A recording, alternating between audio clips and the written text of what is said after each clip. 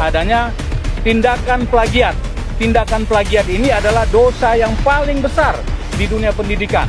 Ketika dilaporkan maka dicabut dia punya gelar doktor. Tidak hanya itu, karena ini juga ada unsur pidananya gitu kan. Bukan berkaitan dengan tuduhan ijazah palsu. Sekali lagi bukan. Ya.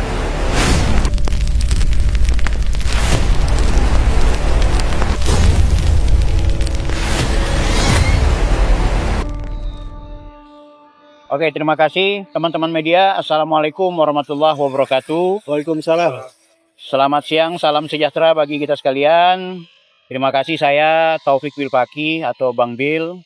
Kebetulan Ketua Harian YouTuber Nusantara, Ketua Harian YTN. Alhamdulillah hari ini ditemani oleh kuasa hukum saya dari tim Hukum Merah Putih. Ada Bapak C. Suhadi, ada Bapak Kaunang, dan saya juga ditemani oleh alumni dari Universitas Negeri Jakarta, UNJ, Abang Dr. Richard, dan ditemani oleh dua kawan kami yang juga merupakan bagian yang membersamai di kesempatan hari ini. Perlu kami tegaskan bahwa hari ini adalah rangkaian dari komitmen saya dan teman-teman untuk kemudian melakukan penelusuran terkait pelanggaran akademik yang dilakukan oleh saudara RS. Jadi ada dua hal. Pertama adalah pelanggaran akademik. Yang kedua adalah pelanggaran terhadap tindak pidana. Nah, tindak pidananya beberapa hari yang lalu sudah saya laporkan. Dan itu menyangkut dengan pencemaran nama baik, fitnah. Dan hari ini juga sebenarnya berpotensi ada tindak pidana yang kami duga dan kami mungkin layak dan patut untuk kita bawa ke ranah hukum. Nah, di Kementerian Dikti, Pendidikan Tinggi dan juga Sains Teknologi, kami alhamdulillah diterima oleh pihak dari Dikti dalam rangka menyerahkan informasi publik bahwa adanya dugaan dua hal. Dugaan sebagaimana yang sudah kami lakukan ketika kami ke UNJ, mengingat saudara RS, atau saya mau bilang saudara Roy Suryo, mendapatkan gelar akademiknya yang kami duga itu melanggar aturan, ya kan? Jadi sehingga itu selain sudah kami ke UNJ, kami teruskan kepada pihak Dikti dalam rangka Dikti untuk follow up dan alhamdulillah sudah diterima. Yang kedua juga, kenapa kami ke Dikti? Karena terkait hal yang berurusan dengan karya tulis ilmiah, yaitu disertasi yang kemudian diloloskan. Ternyata disertasi itu diduga ada potensi plagiat yang cukup signifikan angkanya. Yang sehingga itu kami meminta perhatian dari Dikti untuk kemudian mengawal masalah ini. Ya, untuk mengawal masalah ini agar pihak Dikti melakukan evaluasi dan melakukan koordinasi dengan pihak Universitas Negeri Jakarta atau UNJ. Dua hal tersebut. Dan kami bersyukur tadi sudah diterima dan sekarang statusnya dalam keadaan follow up. Dan kami meyakini Dikti kemudian pasti akan menjadikan ini sebagai atensi untuk biar bagaimanapun ini dalam rangka menyelamatkan bagaimana kehidupan berpendidikan kita. Itu satu hal. Nanti di lewat forum ini juga saya mau menyampaikan beberapa poin penting, termasuk soal eksistensi saudara Roy Suryo yang begitu percaya diri memperlihatkan ijazah aslinya ke ruang publik yang ternyata notabene-nya justru karena ijazah itulah kenapa dia terbit dan asli, itu yang kemudian menjadi masalah. Kalau mereka menuduh ijazah Pak Jokowi kan palsu, jadi masalah gitu.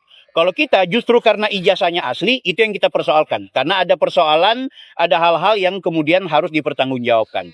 Untuk lebih maksimal, nanti ada beberapa pembicara lain, ada tim hukum nanti juga yang akan bicara soal aspek pidana, mengingat masalah plagiarisme dan juga yang berkaitan dengan urusan-urusan kampus, termasuk juga urusan pencemaran nama baik, itu juga ada urusan dengan pidana. Dan yang kedua ada dari alumni UNJ yang ikut membersamai dan menemukan ada pelanggaran-pelanggaran secara akademik yang dilakukan oleh saudara Roy Suryo. Sebelum ke kuasa hukum, saya serahkan dulu ke Dr. Richard, barangkali ada tambahan-tambahan informasi, silakan. Ya, terima kasih Bang Bil ya. Jadi ada beberapa yang sudah disampaikan Bang Bil. Kami hanya menambahkan sedikit ini. Jadi alhamdulillah, puji Tuhan, nomor daripada laporan sudah ada ya, ada 2 laporan, mungkin bisa kelihatan ya. Laporan ke Dikti yang pertama, terus yang kedua ini ya ada 2 laporan.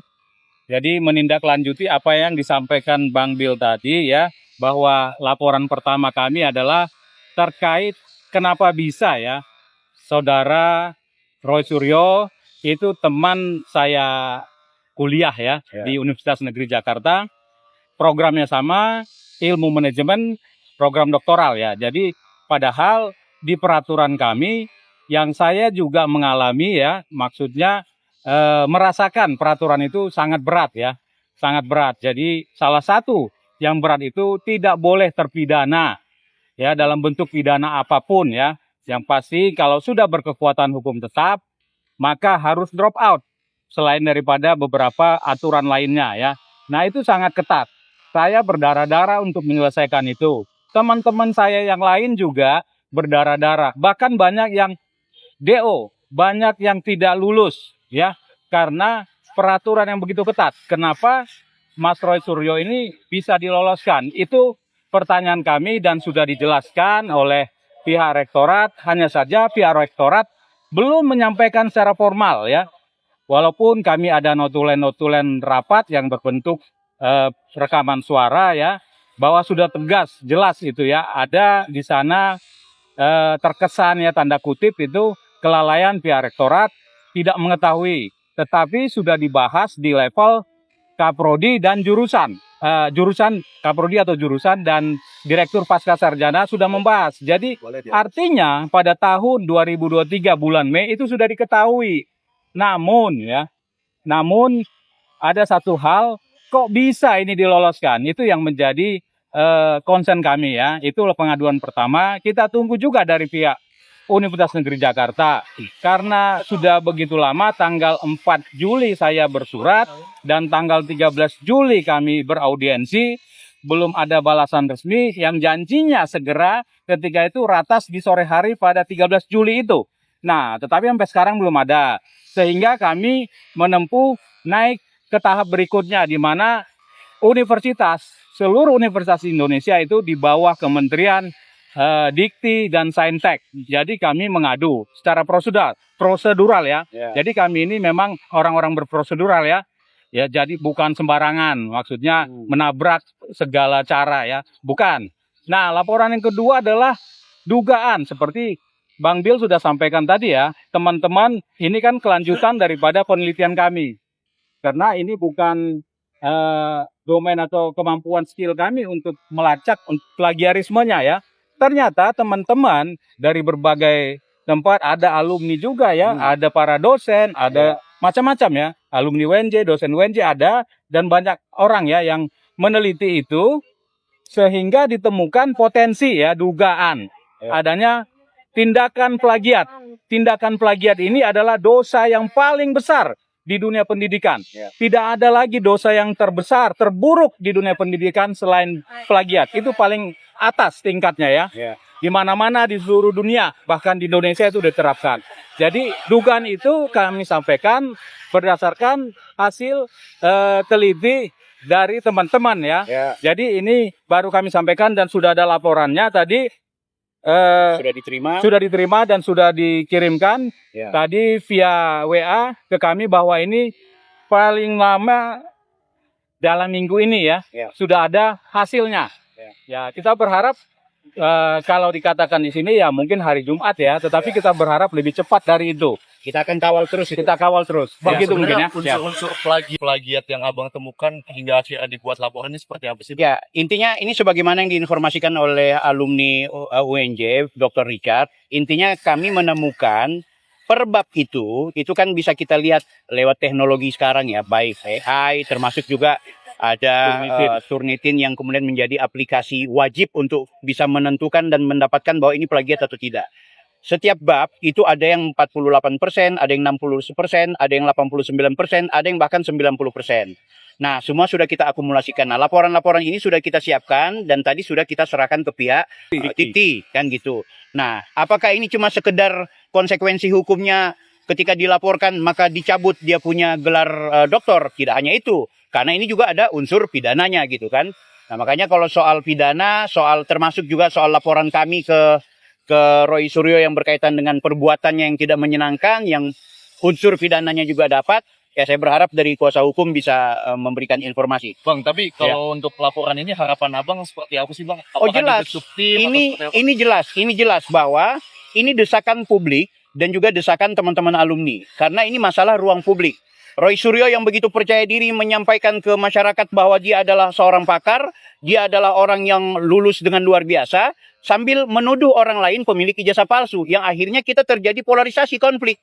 Dengan masalah inilah yang akhirnya kita menganggap bahwa yang bersangkutan ternyata tidak bertanggung jawab. Ini orang tidak jujur dalam kuliahnya kemarin. Dia harus kemudian bertanggung jawab. Nah, kita nuntutnya ke UNJ, kita nuntut kepada Dikti, tolong dong dievaluasi lagi terkait peraturan ini. Kalau seandainya peraturan rektor mengatakan bahwa harus di DO, ya di DO. Kalaupun tidak di DO karena Roy Suryo adalah laki-laki ganteng, manis, ya bikin surat keputusan rektor. Kan gitu seharusnya. Ini dia udah koar-koar atas nama doktor dari UNJ, tapi ternyata bikin banyak masalah. Apalagi sudah bikin serangan-serangan pribadi gitu kan, serangan personal. Saya jujur secara pribadi juga, apalagi ketika Roy Suryo sudah mengungkip hal-hal yang bersifat selain personal, termasuk nama orang tua. Saya ingatkan ya sama Roy Suryo dan kawan-kawan, ingat, perbuatan yang menyerang pribadi itu saya tidak akan pernah ambil baik. Anda harus bertanggungjawabkan. Jadi pasal-pasalnya berlapis ini. Potensi dia kemudian kita minta kepada pihak UNJ dan juga Dikti untuk mengevaluasi, kalau perlu kemudian dicabut dia punya gelar doktor. Yang kedua kemudian kita akan proses pidana. Yang ketiga, ya dia juga sedang menikmati pra-peradilannya, kan gitu. Tapi soal hukum saya serahkan ke Pak Su. Silakan Pak Su. Ya. Baik, terima kasih. Ini menarik ya. Kalau memang dugaan plagiat itu ada, nah tentunya akan menjadi masalah. Karena kenapa? Ini ada 3 undang-undang yang dilanggar, ya. Kitab Undang-Undang Hukum Pidana, kemudian hak cipta, dan juga Undang-Undang Dikti berkaitan dengan masalah ini.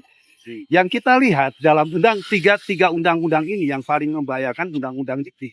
Karena gelar itu bisa dicabut. Kalau berkaitan memang terbukti plagiat itu terjadi. Nah terus kemudian apa sih yang disebut dengan plagiat dalam kasus ini? Itu kan menjiplak karya orang lain atau mengambil karya tulis orang lain yang seolah-olah itu kepunyaan yang bersangkutan. Gitu. Itu yang disebut dengan plagiat. Nah apalagi kita lihat di sini yang dilakukan itu bukan hanya nilai yang kecil, ya, tapi ini ada yang 68% tadi ya. Ada yang 90 dan lain sebagainya. Ini kan sudah luar biasa gitu. Dan kalau melihat potensi ini yang bukan hanya kepada berkaitan masalah plagiat itu pencabutan daripada gelar yang bersangkutan, tapi juga ada unsur pidana. Seperti tadi saya katakan, ada di dalam KUHP, ya, itu berkaitan plagiat itu dilarang berdasarkan pasal 380. Itu nggak boleh melakukan seperti itu. Itu ada ancaman hukumannya. Terus juga hak cipta itu juga nggak boleh karena itu kan melanggar punya hak orang. Harusnya kan minta izin dulu dong kalau memang ada hal-hal yang seperti itu. Kalau itu tidak dilakukan dan kalaupun itu ada, kalau jumlahnya besar itu nggak bisa. Itu tetap dianggap sebagai kategori plagiat yang disebut sebagai perbuatan melawan hukum. Ini yang kita sesalkan. Sekali lagi berkaitan dengan Undang-Undang Dikti pencabutannya kalau dia terbukti itu pencabutan gelar yang bersangkutan itu. Kalau dari tim hukum ini kan tadi disebut PMH ya Pak, perbuatan melawan hukum. Bukan hanya PMH, perbuatan melawan hukum dalam artian pidana, perdata, tapi juga berkaitan dengan masalah pidananya, gitu. Karena 380 KUHP yang baru, ya, itu kan jelas ada ancaman hukuman sampai 3 tahunan, ya. Dan hak-hak istimewanya juga dicabut berkaitan dengan kalau terbukti pelanggaran itu terjadi atau plagiat itu terjadi. Gitu. Makanya dengan kita melaporkan persoalan ini, kita juga minta kepada Dikti agar secepatnya mengambil tindakan. Ini jangan membawa-bawa juga kampus nantinya kan. Kasihan kan kampus kan. Kalau ini terus semakin lama, kan nanti dampaknya kepada kampus. Nah, kalau memang kampus ini mau diselamatkan, secepatnya harus ada tindakan. Secepatnya harus ada sikap-sikap yang tegas dari Dikti itu. Kita intinya begini ya, tadi ucapin terima kasih juga dilayani oleh Pak Ijen ya. Alhamdulillah. Ya, hari ini kita diterima nih ya. Ini adalah sebuah kehormatan. Intinya kita tidak hanya akan tinggal diam, bukan cuma diam bermain di media sosial. Kita butuh ada kepedulian dari seluruh alumni UNJ, para dosen, seluruh sivitas kampus, termasuk juga seluruh elemen masyarakat. Ini penting. Dan Ya. seluruh mahasiswa Dan se-Indonesia. seluruh mahasiswa se-Indonesia ini penting. Jangan sampai hanya karena mungkin ketokohan Roy Suryo, terus UNJ mencari-cari cara untuk menyelamatkan, atau mungkin juga pihak Dikti akan diam. Tapi ternyata alhamdulillah ada follow up. Kita tadi udah dilayani, bukan cuma sekedar memberikan aduan, bahkan ada audiensi, dan yang paling menarik adalah bakal ada potensi akan ada yang namanya tim investigasi yang akan berkoordinasi antara pihak Dikti dan juga pihak kampus UNJ. Ini menarik menurut saya tadi.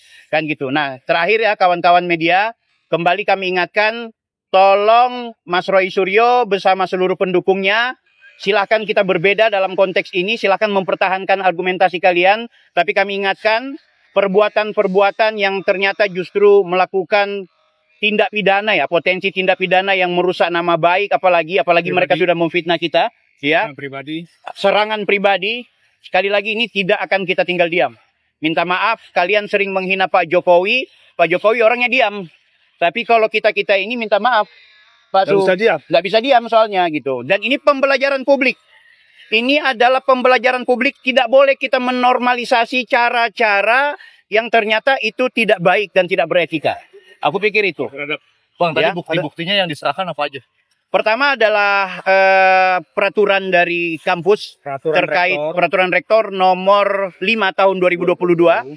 Ya, kemudian juga ada itu peraturan itu yang berkaitan dengan pelanggaran Roy Suryo waktu kuliah yang seharusnya DO tapi tidak DO. Kan gitu.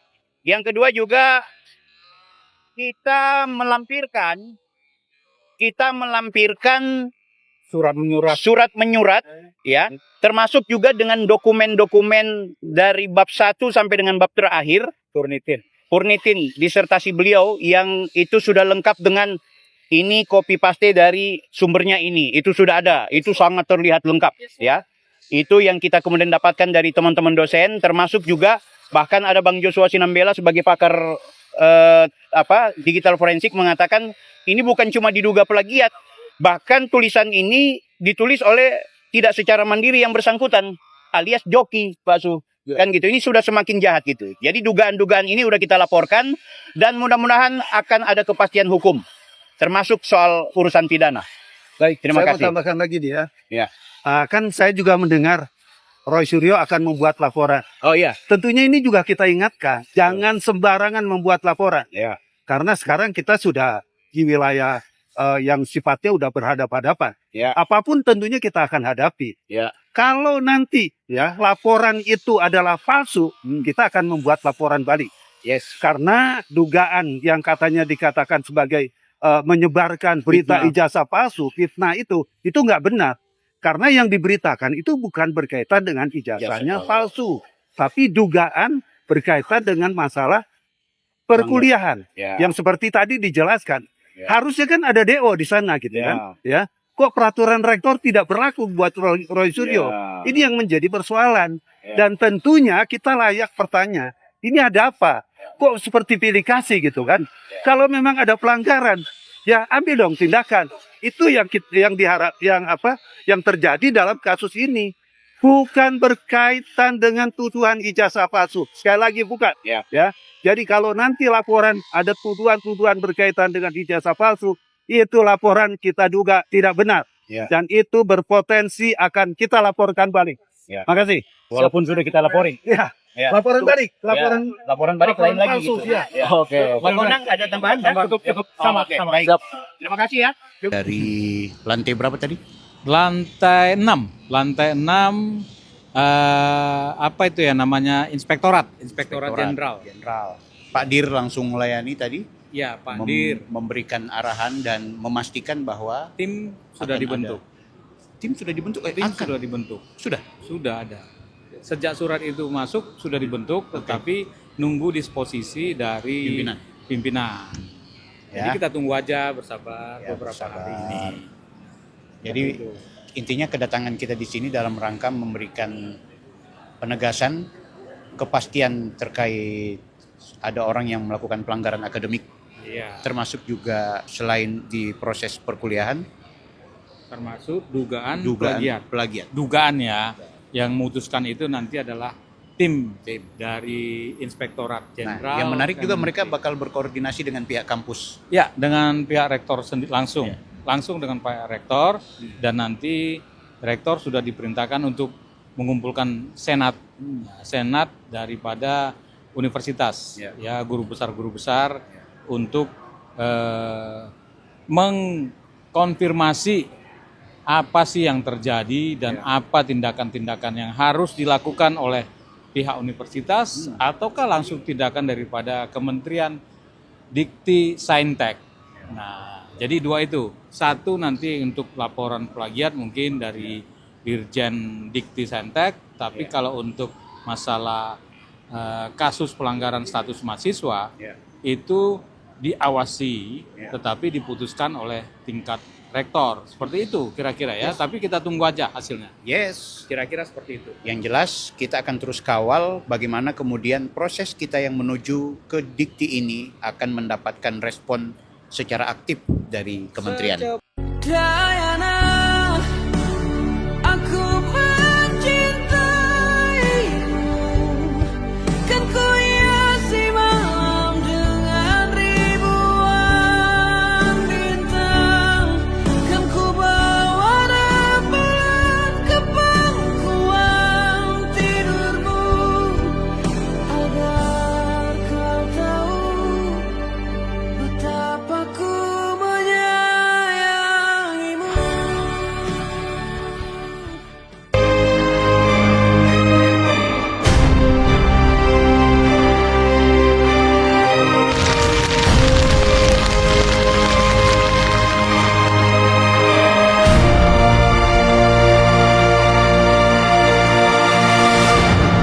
YouTuber Nusantara.